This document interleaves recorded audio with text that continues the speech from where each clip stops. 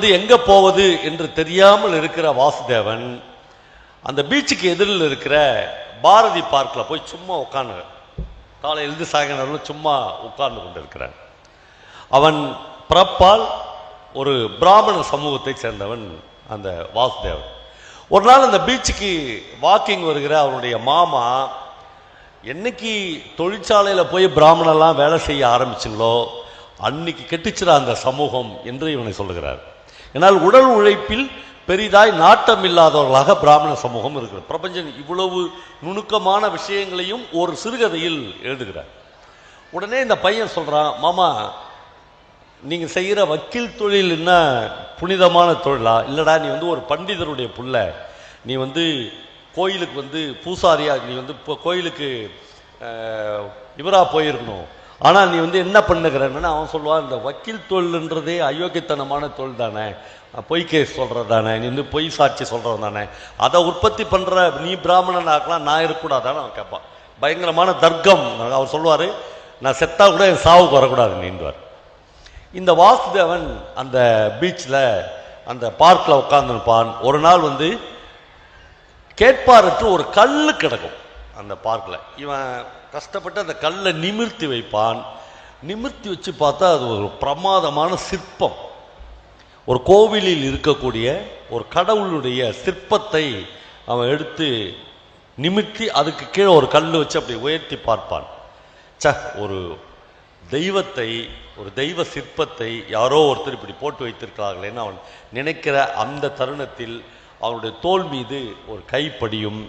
யாரோ ஒருவர் இந்த காட்சியை பார்த்து இருந்து விட்டு சொல்வார், நான் பிரான்ஸ்லேருந்து வந்திருக்கேன், கடவுள் தான் உனக்கு இந்த பெரிய சக்தியை கொடுத்துருக்கிறார், இந்த 100 ரூபாய், நாளைக்கு இந்த சிலைக்கு ஒரு நைவேத்தியம் பண்ணு என்று சொல்வார். இவனுடைய வேலை ஏஎஃப்டி மில்ல தொழிலாளி. இவன் வந்து நைவேத்தியம் பண்ணுற ஆள் கிடையாது. 100 ரூபாய் என்பது இவன் வாழ்க்கையில் மிகப்பெரிய விஷயம். 100 ரூபாய் இருந்தால் கிட்டத்தட்ட 10 நாள் 15 நாள் இவன் வாழ்க்கையை நகர்த்தி விடலாம். வீட்டுக்கு போய் பொண்டாட்டியர் சொல்லுவான், யாரோ ஒருத்தர் எனக்கு 100 ரூபாய் கொடுத்தார், ஒரு சிற்பத்தை எடுத்து வச்சா அது கடவுள் சிற்பம். அவள் சொல்லுவா, போய் முதல்ல 2 கிலோ அரிசி வாங்குவாள், அப்படியே நெய்வேத்தியம் பண்ணுற சக்கரை பொங்கல் பண்ணுறதுக்கு 1 கிலோ பச்சரிசி வாங்கிக்கோ, வெள்ளம் வாங்கிக்கோ. அவன் சொல்ல, எல்லாம் வாங்குறேன், ஆனால் அந்த காசில் எப்படி வீட்டுக்கு சாமான்? அவன் சொல்லுவாயோ, என்ன அறிவுகட்டத்தனமாக பேசுகிற, பொருளாதாரன்றதே இதான். அந்த 100 ரூபாயில் உன்னுடைய உழைப்பு, அந்த சாமியை பிரதிஷ்டை பண்ணுறதுல உனக்கு ஒரு உழைப்புக்குதுல்ல, அதுக்கு கூலியாக நீ இதை எடுத்துக்கலாம். அவன் கன்வின்ஸ் பண்ணுவான். இவன் சொம்பில் தண்ணி எடுத்துன்னு போய் அந்த அந்த சிலையை கழுவி சுத்தம் பண்ணி அப்படி மாலை போட்டு நைவேத்தியம் பண்ணி சக்கரை பொங்கல் கொடுத்த உடனே அன்றைக்கே அந்த இடத்தில் ஒரு கடவுள் சிலை பிரதிஷ்டிக்கப்படும். அடுத்த நாளிலிருந்து ஆட்கள் ஒவ்வொருவராக அந்த சாமியை கும்பிட வந்து விடுவார்கள். இப்பொழுது வாசுதேவனுக்கு பொழுது போவது மட்டும் இல்லை, அவன் ஒரு பிஸியஸ்ட் மேனாக மாறிவிடுவான். அவன் தினந்தோறும் அந்த சாமிக்கு வந்து மாலை போட வேண்டும், நைவேத்தியம் பண்ண வேண்டும், சக்கரை பொங்கல் போடணும். அவனுடைய தட்டில் காசு 50ம் 100மாக விழுந்து கொண்டே இருக்கும். நம்மளே ஒரு ரைட்டர் என்பவன் ஒரு சமூகத்தில் எந்த பக்கம் நிற்க வேண்டும் என்பது மிக மிக முக்கியமான விஷயமாக இருக்கிறது. இது அப்படியே வளர்ந்து கொண்டே போகிறது. பாண்டிச்சேரியினுடைய சீஃப் செக்ரட்டரி வந்து ஒரு நாள், சாமி எங்கள் வீட்டுக்கு வாங்க என்று இவனை பார்த்து கூப்பிட, இவன் சாமி ஆயிட்டான். அவ்வளவு மதிக்கத்தக்க மனுஷனாக மாறிவிட்டான். நம்மளை இது உச்சத்தில் போய்கொண்டிருக்கிற அந்த தருணத்தில் ஒரு நாள் அந்த மாவு கொண்டு வந்து கொடுத்தான் பாருங்க, கோதுமை மாவு. அவன் காலையில் வந்து வாசுதேவனை எழுப்புறான், வாசு ஃபேக்ட்ரி திறந்துட்டாங்க, இன்னிலேருந்து வேலைக்கு போகலாம், தொழிலாளிகளாம் நேற்று ஒப்பந்தம் முடிஞ்சிச்சு, வா என்று கூப்பிடுகிறான். நண்பர்களே, இப்பொழுது அவனுக்கு ஒரே குழப்பமாக இருக்கிறது. ஏஎஃப்டிக்கு போகிறதா, பாரதி பார்க்கில் போய் இந்த கடவுளுக்கு பூசாரி வேலை செய்வதா? ஏன்னா ஏஎஃப்டியில் கிடைக்கிற சம்பளத்தை மாதிரி 10 மடங்கு அதிகமான காணிக்கை அவனுக்கு கிடைக்கிறது. 2 பேரும் ஒரு டீ கடை வரையிலும் நடந்து போவார்கள். அந்த டீ கடையில் நின்று அவன் கொஞ்ச நேரம் யோசிப்பான். ஃபேக்ட்ரியில் ஸ்ட்ரைக் வந்த உடனே ஒரு கோதுமை மாவு எடுத்துன்னு வந்து கொடுத்து அன்றைய பசியை தீர்த்த இந்த தோழன்தான் நம் வாழ்க்கையில் முக்கியம் என்று முடிவெடுத்து வாசு ஏஎஃப்டியை நோக்கி நடந்தான் என்று பிரபஞ்சன் அந்த கதையை முடிப்பார்.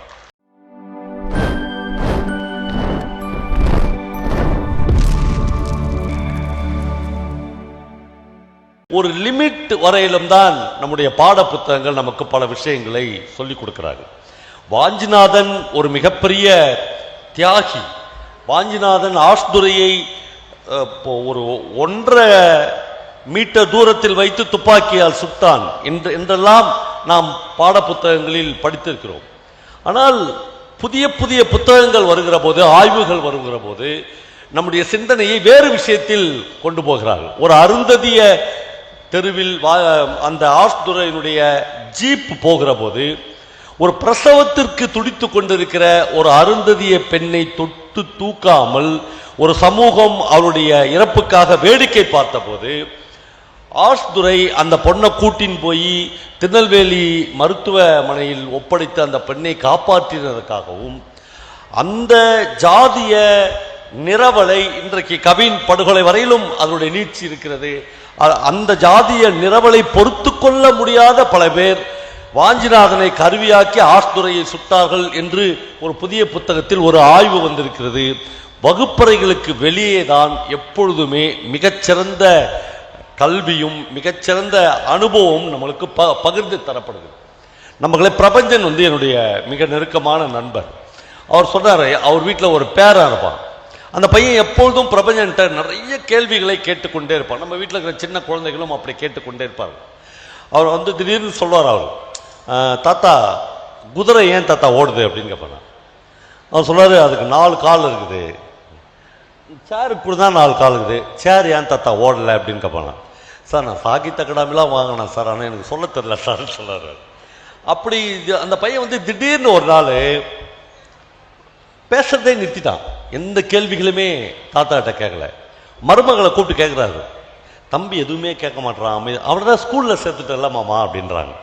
மருமக ஏன்னா ஸ்கூலில் ஒரு குழந்தைய சேர்த்த உடனே டீச்சர் சொல்ற முதல் வார்த்தை பேசாத, கை வச்சிடறாங்க. இவங்க மட்டும்தான் பேசுறாங்க. இப்போ குழந்தைகள் கேட்குது. அப்போ ஒரு பகிர்தல் என்பது கல்வியில் இங்கு நிகழவே இல்லை. இப்போ பகிர்தல் என்பதை நிகழ்த்துவதற்காக நம்முடைய பாடப்புத்தகம் எவ்வளவு தப்பான டெக்ஸ்டை நம்முடைய அரசாங்கங்கள் நமக்கு நான்லாம் 1ஆம் கிளாஸில் குடும்பம் என்கிற ஒரு புத்தகத்தை, ஒரு டெக்ஸ்டை தான் நீங்களும் நானும் படித்து விட்டு இங்கே வந்திருக்கிறோம். இந்த குடும்பத்தில் ஒரு அப்பா என்றால் யார் என்று புத்தகத்தில் நமக்கு அறிமுகப்படுத்த, அப்பா செய்தித்தாள் படிக்கிறார், அப்பா ஈசி சேர்ல உட்காந்து செய்தித்தாள் படிக்கிற மாதிரி ஒரு படம் பார்த்தோம். அம்மா சமையல் அறையில் சமைக்கிறாள், தங்கை வீடு கூட்டுகிறாள், தம்பி விளையாடுகிறான். கிளீனா படம் போட்டு, தம்பின்னா விளையாடுறவன், தங்கை தான் வீடு கூட்டுறவ, அம்மான்னா சமைக்கிறவ, அப்பா தான் செய்தித்தாள். ஒரு ஆசை இருக்காத எனக்கு, எங்க அம்மா என்னைக்கு ஈசி சேர்ல உட்காந்துன்னு பேப்பர் படிக்கிற மாதிரி ஒரு படத்தை நான் பார்ப்பேன். 1ஆம் கிளாஸ்ல இந்த சிந்தனையை மூளையில் ஏற்றி கொள்ளுகிற ஒரு குழந்தை, ஒரு ஆண் குழந்தையோ ஒரு பெண் குழந்தையோ எவ்வளவு வளருகிற போதும் தம்பி என்பவன் விளையாட ஒருபோதும் தம்பி என்பவன் பெருக்கக்கூடியவன் இல்லை, அது தங்கச்சி. தம்பி என்பவன் போய் விளையாட்டு தம்டமாடு மாதிரி சாப்பிட வேண்டியவன் என்பதை ஒரு கவர்மெண்ட்ல பிரிண்ட் பண்ணுகிற புத்தகத்திலேயே நாம் படித்து வந்திருந்தால் நம்முடைய பொது புத்தியில் அது எல்லாமே படிந்திருக்கிறது. ஒரு வகையில் வெளி வாசிப்பு என்பது மட்டும்தான் இந்த நிலைகளை எப்பொழுதுமே மாற்றும். அதுதான் ஒரு புதிய சிந்தனையை, ஒரு கிரியேட்டிவிட்டியான, ஒரு படைப்பூக்கம் உள்ள சிந்தனையை குழந்தைகளுக்கு உருவாக்குகிறது. ஒரு எழுத்தாளன் தான் இந்த வேலையை திரும்ப திரும்ப செய்ய முடிகிறது. நம்மளே எனக்கு பிரபஞ்சன் மறுபடியும் ரொம்ப மனதுக்கு நெருக்கமான ஒரு எழுத்தாளராக இருப்பார். ஏனென்றால் அவர் இங்கிருந்து, இந்த மண்ணிலிருந்து யாருக்காக எழுத வேண்டும் என்பதில் மிக தெளிவோடு இருந்த ஒரு எழுத்தாளர். பிரபஞ்சனுடைய ஒரு அற்புதமான கதை இருக்கிறது. அந்த கதையின் பெயரே வர்க்கம், கிளாஸ்.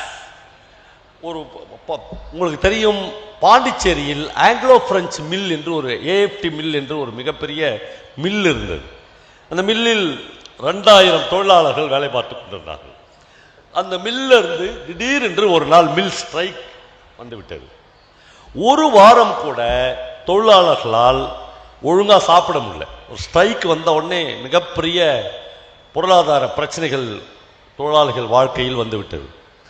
ஒரு நாள் வாசுதேவன் என்கிற ஒரு தொழிலாளியின் வீட்டுக்கு ஒரு சக தொழிலாளி கையில் ஒரு பெண்டலோட வந்து ஊருக்கு போயிருந்தான்ப்பா, உங்கள் அண்ணி கொடுத்து அனுப்பிச்சு 5 கிலோ கோதுமை மாவு உனக்கும் 5 கிலோ கோதுமை மாவு எங்கள் வீட்டுக்கும். ஆனால் குடும்பம் அவ்வளோ வறுமைக்கு உடனேயே தள்ளப்படுகிறது.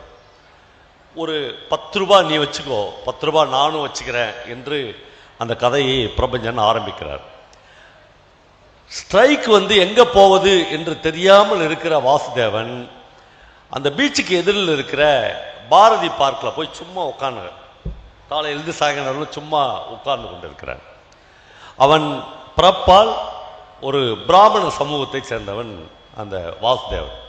ஒரு நாள் அந்த பீச்சுக்கு வாக்கிங் வருகிற அவனுடைய மாமா, என்னைக்கு தொழிற்சாலையில் போய் பிராமணெல்லாம் வேலை செய்ய ஆரம்பிச்சுங்களோ அன்னைக்கு கெட்டுச்சிட அந்த சமூகம் என்று இவனை சொல்லுகிறார்.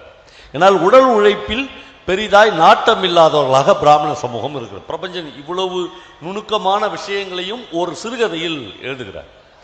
உடனே இந்த பையன் சொல்றான், மாமா நீங்கள் செய்கிற வக்கீல் தொழில் என்ன புனிதமான தொழிலா? இல்லைடா, நீ வந்து ஒரு பண்டிதருடைய புள்ள, நீ வந்து கோயிலுக்கு வந்து பூசாரியா, நீ வந்து இப்போ கோயிலுக்கு இவராக போயிருக்கணும்.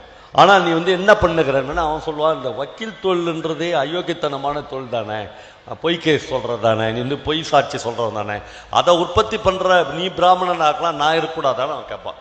பயங்கரமான தர்க்கம். அவர் சொல்லுவார், நான் செத்தா கூட என் சாவுக்கு வரக்கூடாது நீண்டுவார். இந்த வாசுதேவன் அந்த பீச்சில் அந்த பார்க்கில் உட்கார்ந்துருப்பான். ஒரு நாள் வந்து கேட்பாரற்று ஒரு கல் கிடக்கும் அந்த பார்க்கில். இவன் கஷ்டப்பட்டு அந்த கல்லை நிமிர்த்தி வைப்பான். நிமிர்த்தி வச்சு பார்த்தா அது ஒரு பிரமாதமான சிற்பம். ஒரு கோவிலில் இருக்கக்கூடிய ஒரு கடவுளுடைய சிற்பத்தை அவன் எடுத்து நிமிர்த்தி அதுக்கு கீழே ஒரு கல் வச்சு அப்படி உயர்த்தி பார்ப்பான். ஒரு தெய்வத்தை, ஒரு தெய்வ சிற்பத்தை யாரோ ஒருத்தர் இப்படி போட்டு வைத்திருக்கிறார்களேன்னு அவன் நினைக்கிற அந்த தருணத்தில் அவனுடைய தோள் மீது ஒரு கைப்படியும். யாரோ ஒருவர் இந்த காட்சியை பார்த்து இருந்து விட்டு சொல்வார், நான் பிரான்ஸ்லேருந்து வந்திருக்கேன், கடவுள் தான் உனக்கு இந்த பெரிய சக்தியை கொடுத்துருக்கிறார், இந்த 100 ரூபாய், நாளைக்கு இந்த சிலைக்கு ஒரு நைவேத்தியம் பண்ணு என்று சொல்வார். இவனுடைய வேலை ஏஎஃப்டி மில்ல தொழிலாளி. இவன் வந்து நைவேத்தியம் பண்ணுற ஆள் கிடையாது. 100 ரூபாய் என்பது இவன் வாழ்க்கையில் மிகப்பெரிய விஷயம். 100 ரூபாய் இருந்தால் கிட்டத்தட்ட 10 நாள் 15 நாள் இவன் வாழ்க்கையை நகர்த்தி விடலாம். வீட்டுக்கு போய் பொண்டாட்டியர் சொல்லுவான், யாரோ ஒருத்தர் எனக்கு 100 ரூபாய் கொடுத்தார், ஒரு சிற்பத்தை எடுத்து வச்சா அது கடவுள் சிற்பம்.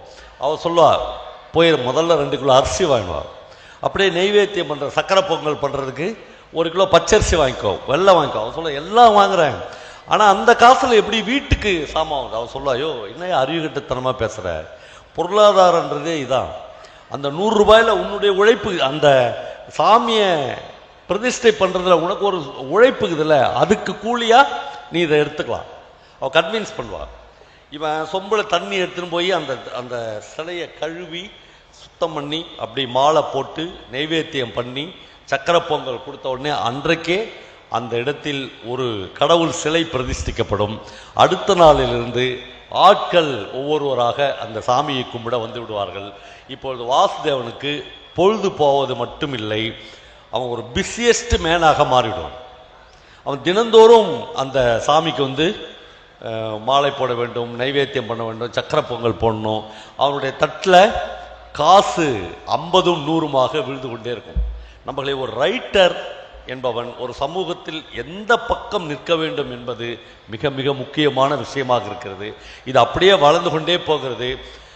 பாண்டிச்சேரியினுடைய சீஃப் செக்ரட்டரி வந்து ஒரு நாள், சாமி எங்கள் வீட்டுக்கு வாங்க என்று இவனை பார்த்து கூப்பிட, இவன் சாமி ஆயிட்டான். அவ்வளவு மதிக்கத்தக்க மனுஷனாக மாறிவிட்டான். நம்மளை இது உச்சத்தில் போய்கொண்டிருக்கிற அந்த தருணத்தில் ஒரு நாள் அந்த மாவு கொண்டு வந்து கொடுத்தான் பாருங்க, கோதுமை மாவு. அவன் காலையில் வந்து வாசுதேவனை எழுப்புறான், வாசு ஃபேக்ட்ரி திறந்துட்டாங்க, இன்னிலேருந்து வேலைக்கு போகலாம், தொழிலாளிகள்லாம் நேற்று ஒப்பந்தம் முடிஞ்சிச்சு வா என்று கூப்பிடுகிறான். நண்பர்களே, இப்பொழுது அவனுக்கு ஒரே குழப்பமாக இருக்கிறது. ஏஎஃப்டிக்கு போகிறதா, பாரதி பார்க்கில் போய் இந்த கடவுளுக்கு பூசாரி வேலை செய்வதா? ஏன்னா ஏஎஃப்டியில் கிடைக்கிற சம்பளத்தை மாதிரி 10 மடங்கு அதிகமான காணிக்கை அவனுக்கு கிடைக்கிறது. 2 பேரும் ஒரு டீ கடை வரையிலும் நடந்து போவார்கள். அந்த டீ கடையில் நின்று அவன் கொஞ்ச நேரம் யோசிப்பான்.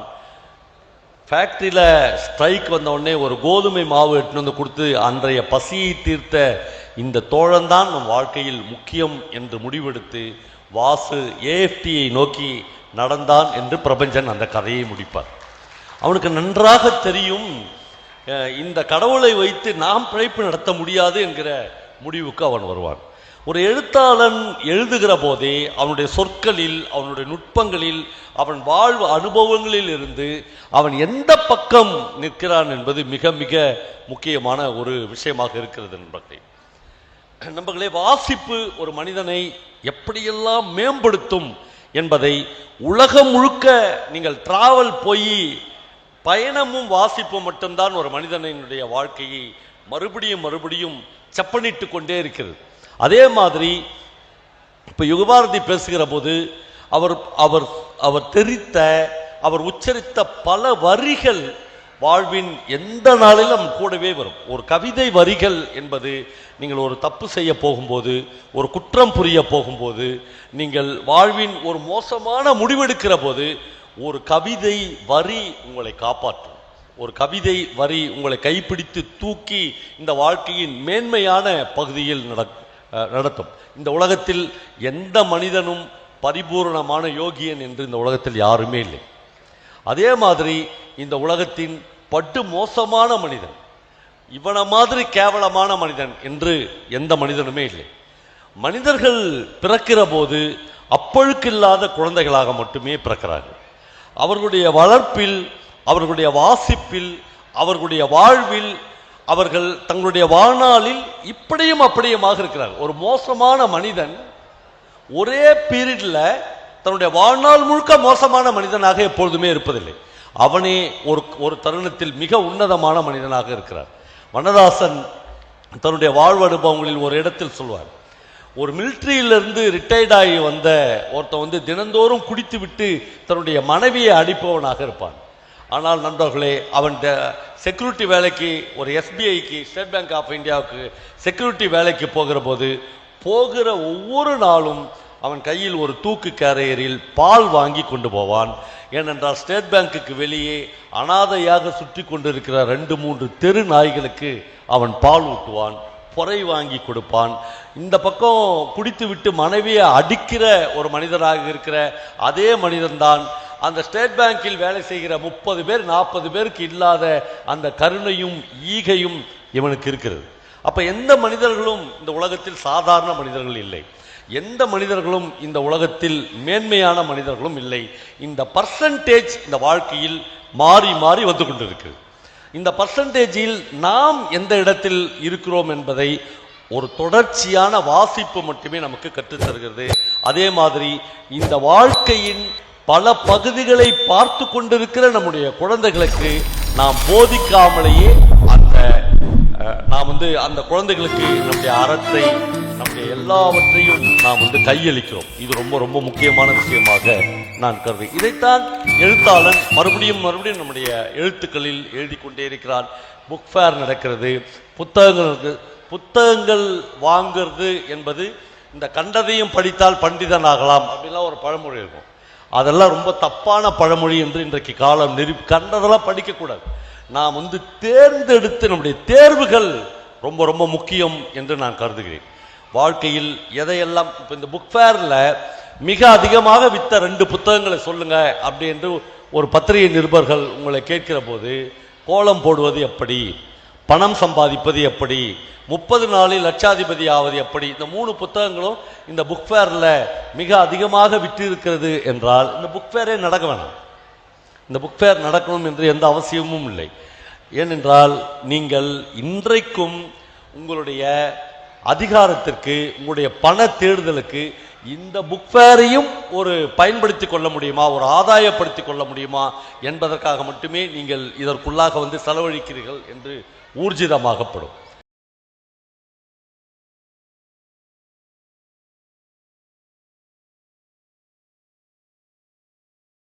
எனைத்தானும் நல்லவை கேட்க அனைத்தானும் ஆன்ற பெருமை தரும் முயூவ விளக்க உரை.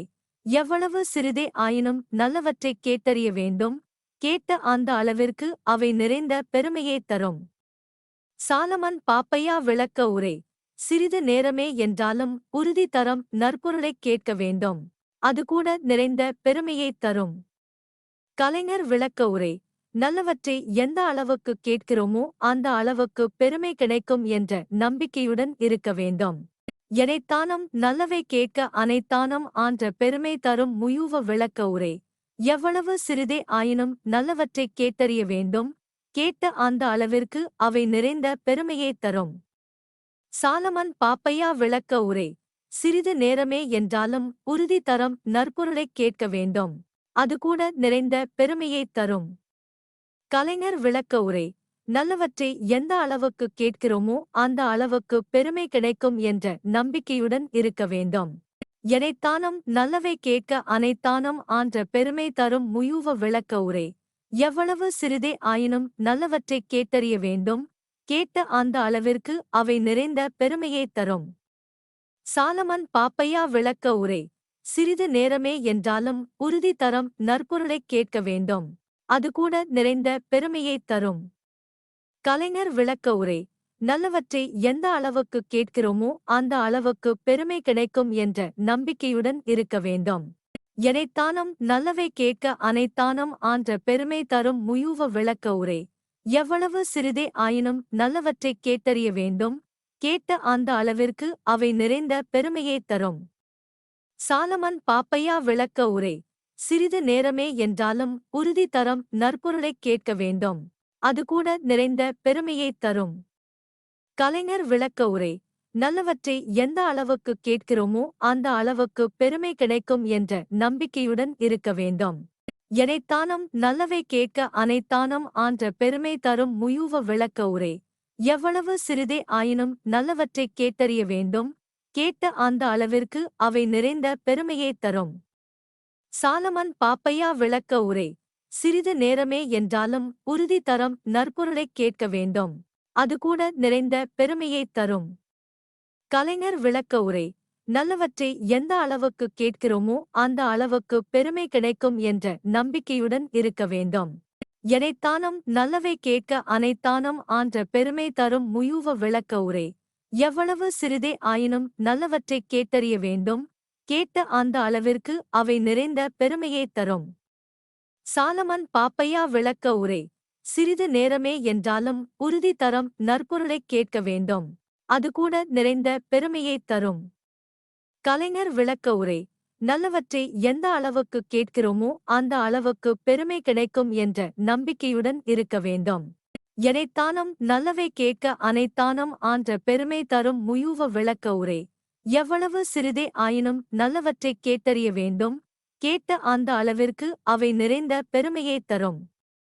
சாலமன் பாப்பையா விளக்க உரை. சிறிது நேரமே என்றாலும் உறுதி தரம் நற்பொருளைக் கேட்க வேண்டும். அதுகூட நிறைந்த பெருமையைத் தரும். கலைஞர் விளக்க உரை.